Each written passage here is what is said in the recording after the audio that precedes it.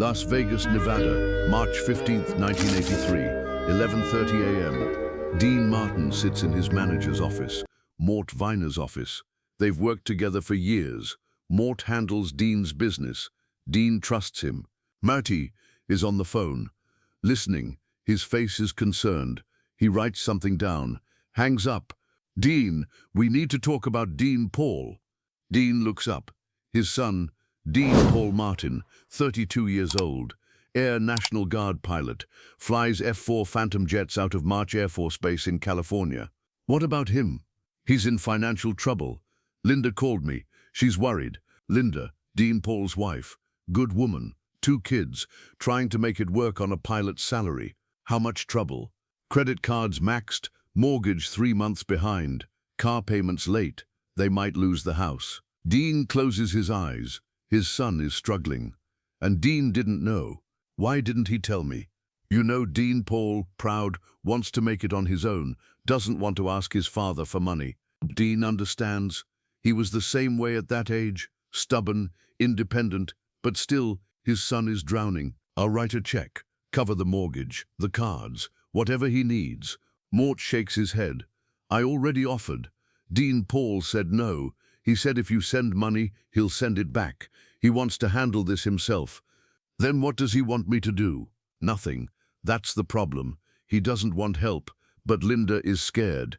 She's got 2 kids. The bank is threatening foreclosure. Dean Paul keeps saying he'll figure it out, but he's running out of time. Dean sits there, thinking. His son won't take his money, won't accept help. Just like Dean taught him. Be independent, stand on your own feet. But now that independence is destroying him, there has to be something we can do. Mort hesitates. There might be, but you won't like it. Tell me. I got a call this morning from Moe Dalitz. Dean's jaw tightens. Moe Dalitz, Las Vegas legend, Desert Inn, Stardust, the man who helped build this city, former Cleveland mob, now legitimate businessman. But everyone knows his history. What does Moe want? He heard about Dean Paul's situation. Don't ask me how. Moe knows everything in this town. He wants to help. No. Dean, listen. I said no. I'm not taking money from Moe Dalitz. It's not money. It's a job. Moe wants to hire Dean Paul as a marketing consultant for the Desert Inn, 40 hours a month, $75,000 a year. Dean stares at Mort. $75,000 for 40 hours a month. That's less than 10 hours a week. It's not a job.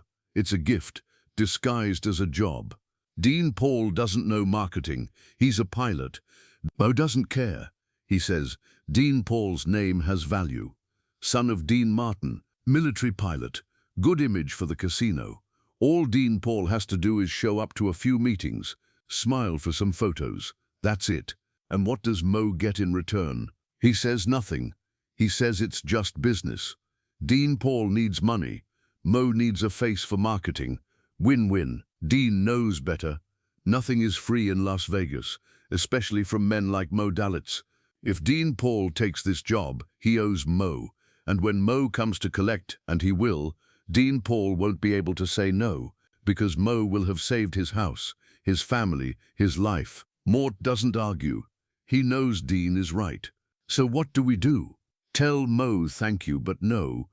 Dean, your son is about to lose his house. Then I'll buy him a new house. In my name, he can live there rent-free. He won't accept that either. You know he won't. Dean stands, walks to the window, looks out at Las Vegas, the city he helped build, the city that made him rich, the city full of people like Moe Dalitz, good people, generous people, who always want something in return. Dean has spent his entire career avoiding this, avoiding debts, avoiding favors, avoiding obligations. He worked in mob-owned casinos for 20 years, performed, got paid, went home, never asked for anything, never accepted anything, stayed clean, and now Moe Dalitz wants to help his son. And Dean has to say no, because he knows how this works. Call Moe, tell him I appreciate the offer, but we'll handle this ourselves. Mort picks up the phone, dials, waits. Moe, it's Mort Viner. I talked to Dean. He says thank you for the offer, but Dean Paul won't be taking the job. Pause. Moe is talking. Mort listens. I understand, but Dean's made his decision. More talking from Motel. Mort's face changes. He looks at Dean. Moe wants to talk to you directly. Who takes the phone? Pauline.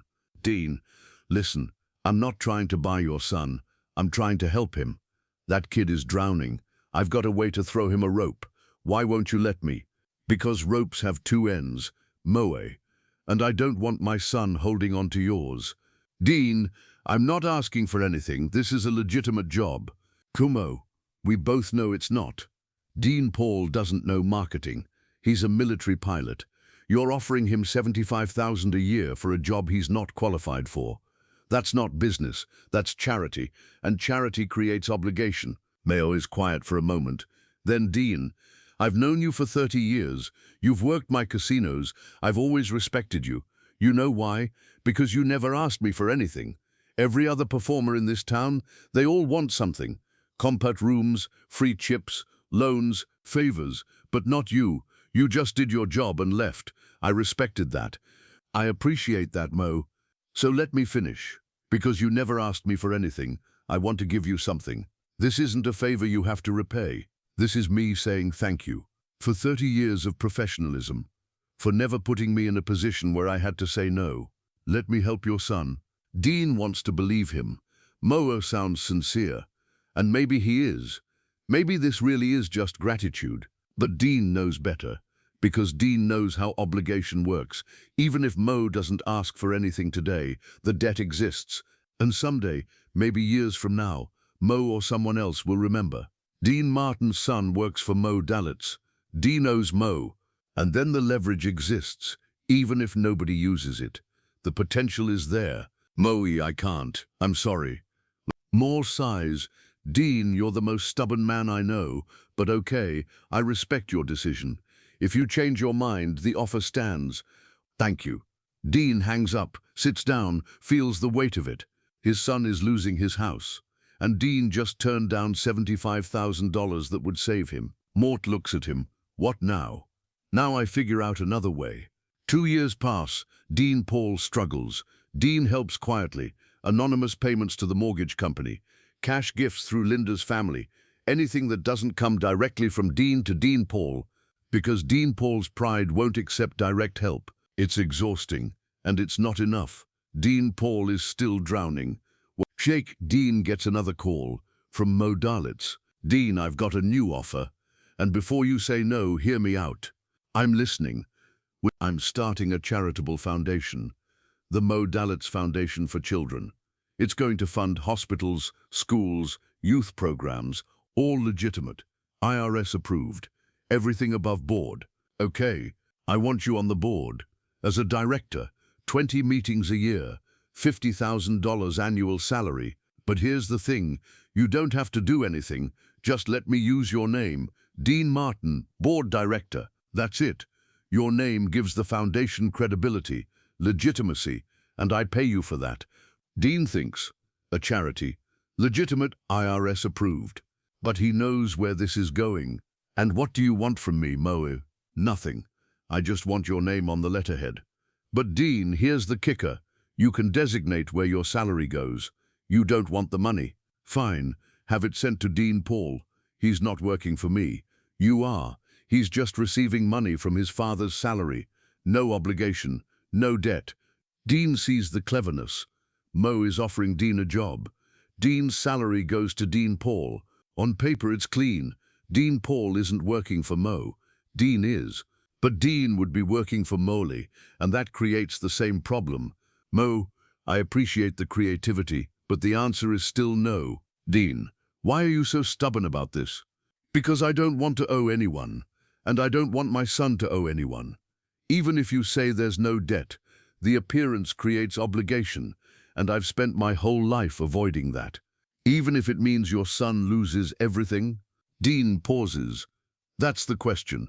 How far does principle go? When does protecting your independence become selfishness? Moe, if my son loses his house, I'll deal with it, but I won't compromise his future to save his present. Moe is quiet. Then, "You're a better man than me, Dean. I don't know if I could watch my kids suffer when I could stop it with one phone call." "You're not watching your kids suffer, Mo. You're watching mine. And that makes it easier for you to offer help, because it's not your pain." "Fair point. Okay, Dean, I won't call again. But if you ever change your mind, I'm here. Thank you." Dean hangs up, sits in the silence. Mort walks in. "Was that Mo again?" "Yeah." "What did he want?" "To help, again." "And you said no, again." "Yeah." Mort sits down. "Dean, I have to ask, what happens if Dean Paul really loses everything? The house, the cars. What if Linda leaves him? What if it destroys him? Could you live with that, knowing you could have stopped it?" Dean looks at Mortimer. "Could I live with my son being owned by Moe Dalitz, spending his life in debt to a man he never asked to help him? That's the real question."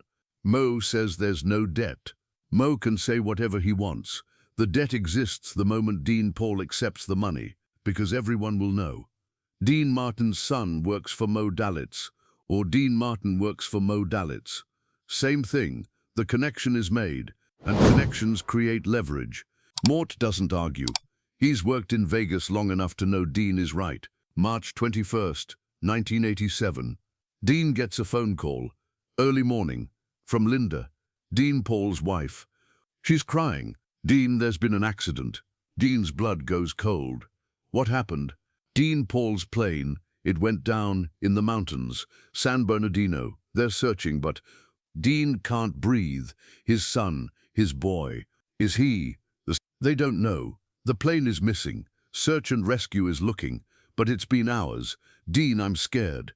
Dean is in Los Angeles, drives to March Air Force Base, waits hours, the search continues. Snow, mountains, bad weather. Then they find the wreckage. No survivors.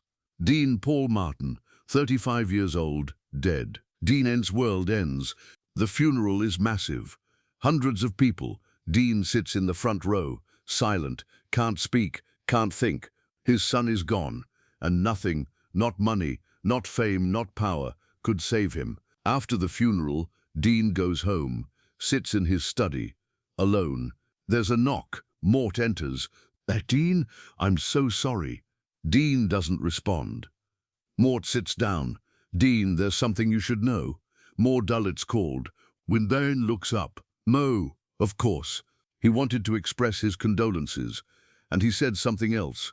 He said he's setting up a trust fund for Dean Paul's kids, your grandchildren, $500,000 for their education, college, whatever they need. The Dean's first instinct is to say no, refuse it, send it back. But then he stops, thinks. His son is dead. His grandchildren ages 8 and 6 have lost their father. Linda is a widow at 33, and Moe Dalitz is offering $500,000 for the kids, not for Dean Paul, not for Dean, for the kids. Is this another disguised favor? Mort shakes his head. Moore was specific. He said this is a trust. In your name. You control it. You decide when the kids get access. How much? For what? Moore puts in the money and walks away. He gets nothing. Why would he do that? He said, because you were right. He said he offered to help Dean Paul for 4 years. You refused every time. And now Dean Paul is dead, and Mo feels guilty. He said maybe if Dean Paul had taken the job, he wouldn't have been so stressed. Maybe he would have been in a different headspace. Maybe the accident wouldn't have happened. Mo doesn't know, but he wants to help the kids, and he's asking you to let him.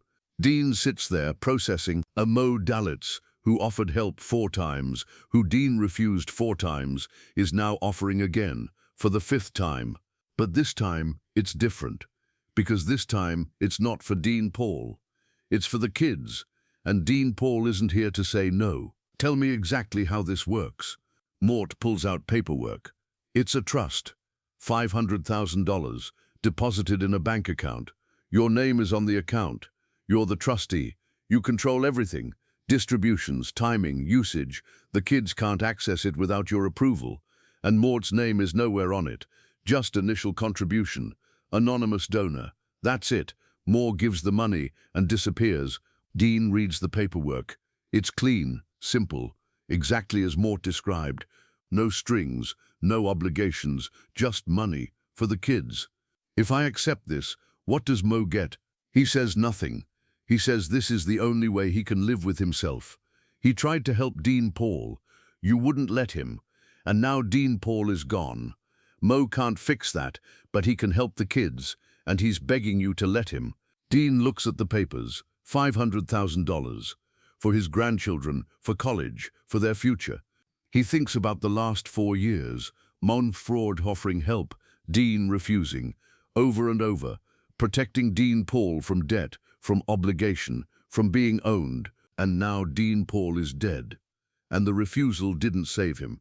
It just meant he died struggling instead of comfortable. And Dean wonders, if Dean Paul had taken the job, if he'd had $75,000 extra a year, would he have been less stressed, less distracted? Would he have made different choices that day in the cockpit?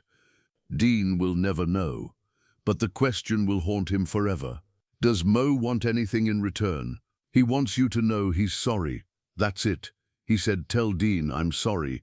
I couldn't help his son, but maybe I can help his grandchildren. Dean picks up a pen, signs the trust documents. Okay, tell Moe I accept, and tell him thank you. Mort takes the papers. Dean, you made the right choice. Dean shakes his head. I don't know what the right choice is anymore. I spent 4 years protecting Dean Paul from obligation, and now he's dead, and I'm accepting help from the man I refused to let help him. What does that make me? Human. Dean doesn't feel human. He feels broken. 3 days later, the trust is funded. $500,000 in Dean's name for the kids. Dean calls Linda, tells her. She cries, gratitude, relief. Her kid's future is secure. Dean hangs up, sits alone, thinking about Moe, about the offer, about acceptance. For 4 years, Dean said no, to protect Dean Paul, to keep him free, to make sure he didn't owe anyone. And now Dean Paul is gone, and Dean is accepting help from the same man, for the same family. The irony is cruel. 2 months later, Dean gets a letter from Moe Dalitz. Dear Dean, I know you accepted the trust for the kids. Thank you. I won't bother you again, but I wanted to say something. You were right to refuse my help for Dean Paul.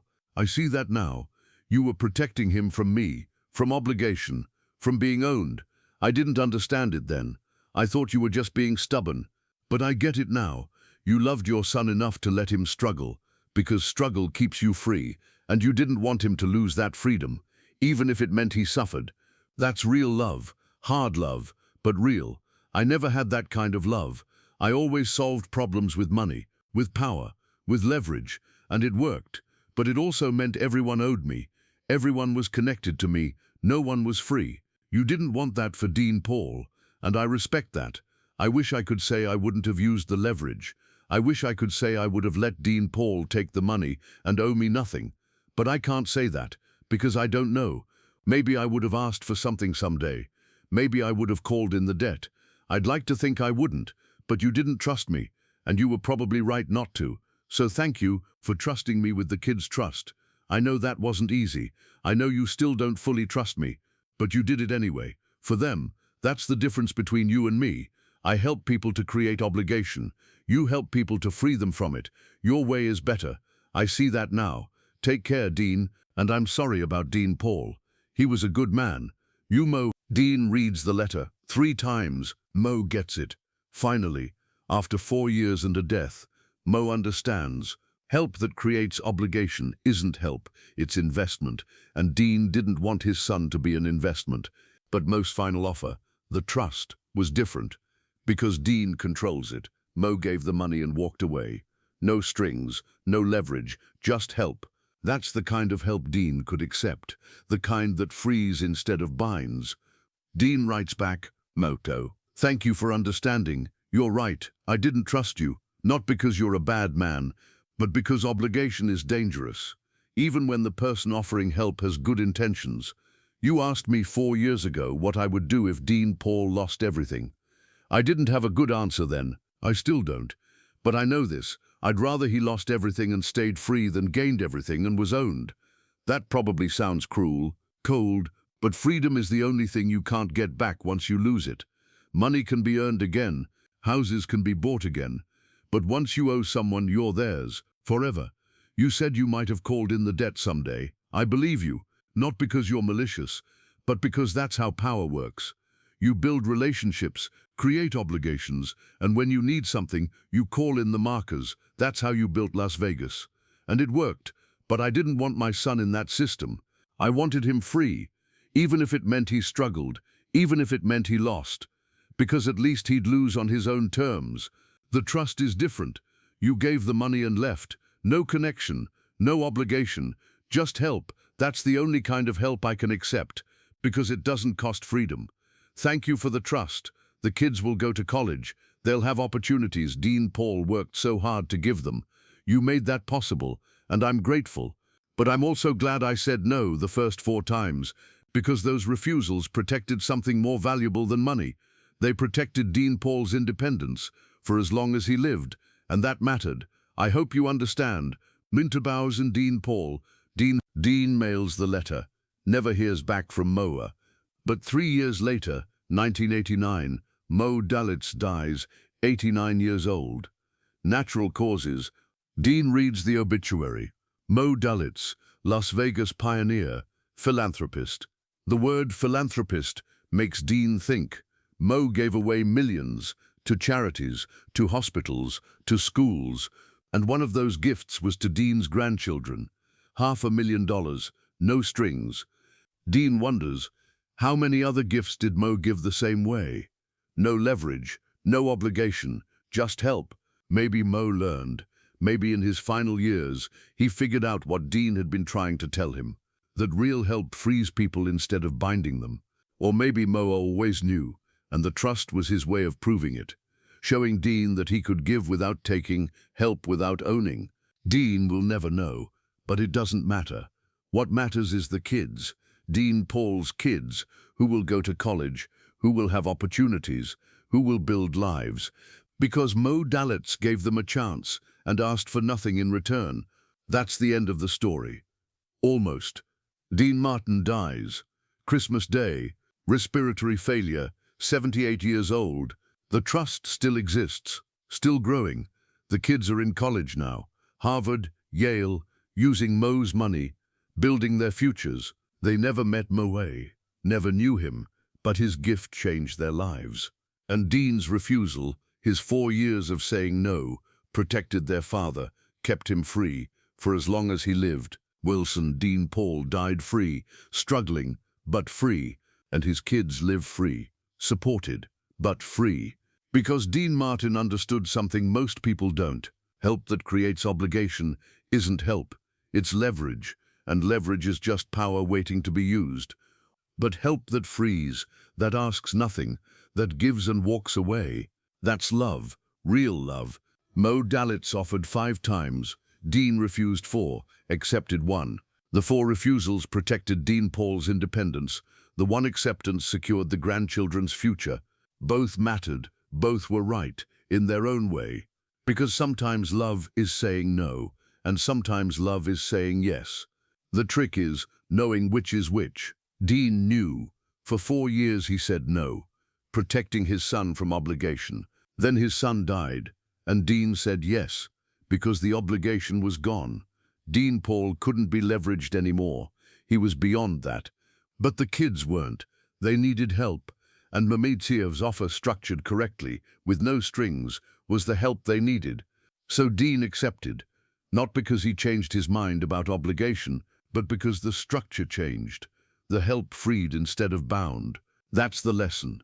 Not all help is the same. Some help creates debt. Some help creates freedom. Dean spent his life distinguishing between the two, refusing the first, accepting the second, and in the end, his grandchildren went to Harvard and Yale, free from debt, free from obligation, because their grandfather understood the difference between leverage and love. Moe Dalitz offered leverage 4 times. Dean refused. Then Moe offered love, and Dean accepted. That's the story of a man who said no until the offer changed, and then said yes. Not because he was stubborn, but because he understood what was at stake. Freedom. The only thing you can't get back once you lose it. Dean protected his son's freedom for 4 years. Then his son died. But the refusal still mattered, because Dean Paul died free, struggling, but free, and that was worth more than $75,000 a year. At least to Dean, and maybe in the end to Moe too, because Moe's final letter said it all. Your way is better, help that frees, not help that binds. That's love, real love, and Dean Martin understood it better than anyone, even if it meant saying no, even if it meant watching his son struggle, even if it meant living with the guilt after, because freedom matters, more than comfort, more than security, more than anything. Dean knew that, lived it, died believing it, and his grandchildren, educated, successful, free, are the proof that sometimes the hardest love is the love that says no, until the right time, the right offer, the right structure, and then it says yes. Dean waited 4 years, 4 offers, 4 refusals, until the offer changed, until it freed instead of bound.